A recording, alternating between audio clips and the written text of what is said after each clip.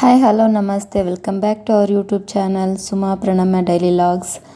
ಈಗ ನಾನಿಲ್ಲಿ ಹೆಸರುಬೇಳೆ ಪಾಯಸನ ಮಾಡೋದು ಹೇಗೆ ಅಂತ ತೋರಿಸ್ತಿದ್ದೀನಿ. ಮೊದಲಿಗೆ ಬಿಸಿ ನೀರನ್ನ ಕುದಿಸ್ಬಿಟ್ಟು 1 ಕಪ್ ಆಗುವಷ್ಟು ಹೆಸರುಬೇಳೆನ ಆ ಬಿಸಿ ನೀರಿಗೆ ಹಾಕೋಬೇಕು. ಅದನ್ನ ಚೆನ್ನಾಗಿ ಕುದಿಸಿ ಆಮೇಲೆ ಅದಕ್ಕೆ ಬೇಕಾಗಿರುವಂಥ ಡ್ರೈ ಫ್ರೂಟ್ಸು, ಇದಕ್ಕೆ ಬೇಕಾಗಿರುವಂಥ ಐಟಮ್ಸು ಡ್ರೈ ಫ್ರೂಟ್ಸು, ಹಾಲು, ಸಕ್ಕರೆ, ಹೆಸರುಬೇಳೆ. ಈ ಡ್ರೈ ಫ್ರೂಟ್ಸ್ನೆಲ್ಲ 1 ಸ್ಪೂನ್ ತುಪ್ಪದಲ್ಲಿ ಚೆನ್ನಾಗಿ ಫ್ರೈ ಮಾಡ್ಕೋಬೇಕು.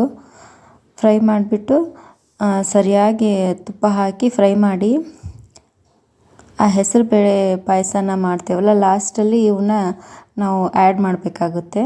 ಈಗ ಫ್ರೈ ಮಾಡ್ಕೋತಾ ಇದ್ದೀನಿ ನಾನು ಚೆನ್ನಾಗಿ. ಪಿಸ್ತಾ, ಗೋಡಂಬಿ, ದ್ರಾಕ್ಷಿ, ಬಾದಾಮು, ನಿಮ್ಮ ಹತ್ರ ಯಾವ ಡ್ರೈ ಫ್ರೂಟ್ಸ್ ಅವೈಲೇಬಲ್ ಇರುತ್ತೋ ಅದನ್ನು ಕೂಡ ಹಾಕೋಬೋದು. ಯಾವುದಿರಲ್ವೋ ಅದು ಸ್ಕಿಪ್ ಕೂಡ ಮಾಡ್ಬೋದು. ಇದನ್ನೇ ಹಾಕಬೇಕು ಅಂತ ಏನಿಲ್ಲ.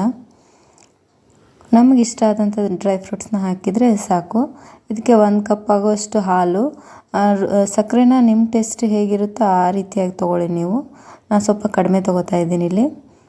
ಈಗ ಹೆಸರುಬೇಳೆ ಸರಿಯಾಗಿ ಕುದ್ಮೇಲೆ ಸಕ್ಕರೆನ ಆ್ಯಡ್ ಮಾಡಬೇಕು.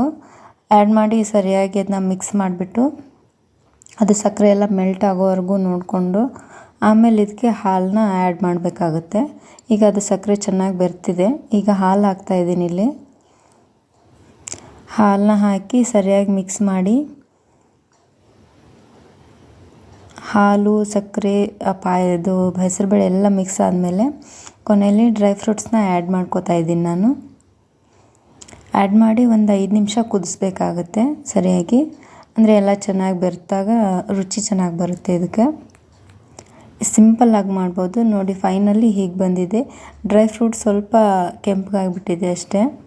ಚೆನ್ನಾಗಿ ಬಂದಿದೆ ಪಾಯಸ. ತುಂಬ ಡೆಲಿಷಿಯಸ್ ಆಗಿರುತ್ತೆ. ನೀವು ಟ್ರೈ ಮಾಡಿ. ಹಾಗೆ ನಮ್ಮ ಚಾನಲ್ನ ಸಬ್ಸ್ಕ್ರೈಬ್ ಮಾಡಿ.